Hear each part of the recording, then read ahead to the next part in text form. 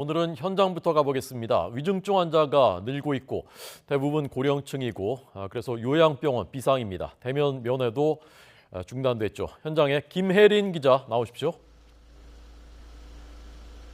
네, 경기 파주시 요양병원에 나와 있습니다. 네, 요양병원 현장 상황 분위기 어떻던가요? 네, 이곳 병원은 고령층 환자 250여 명을 돌보고 있는데요. 코로나19 재확산 국면에서 다시금 방역관리에 고삐를 죄고 있는 모습입니다. 어르신들의 단체 활동은 대부분 사라지고 외부인의 출입은 다시금 제한됐는데요.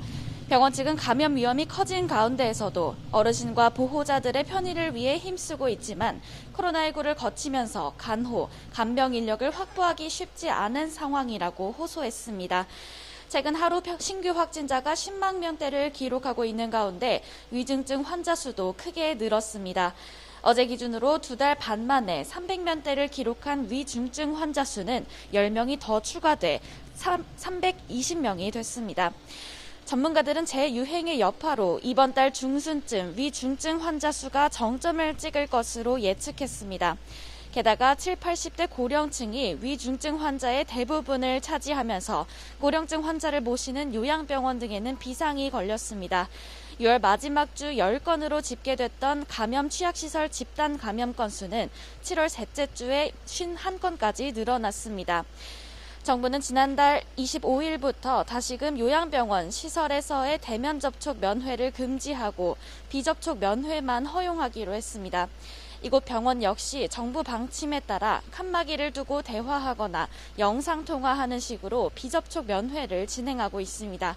이런 가운데 시설 밖 고령층 환자에 대한 우려는 더욱 큽니다.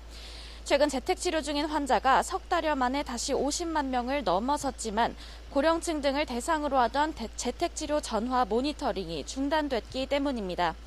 대면 진료를 확대하겠다는 취지에서지만 전문가들은 혼자 사는 어르신들이 응급 상황에 제때 대처하거나 증상을 인지하기 쉽지 않을 거라고 설명합니다. 결국 고령층 재택치료자 가운데 위중증 환자나 사망자가 늘어날 거란 우려 섞인 목소리가 나오고 있습니다. 지금까지 경기 파주시에 있는 요양병원에서 YTN 김혜린입니다.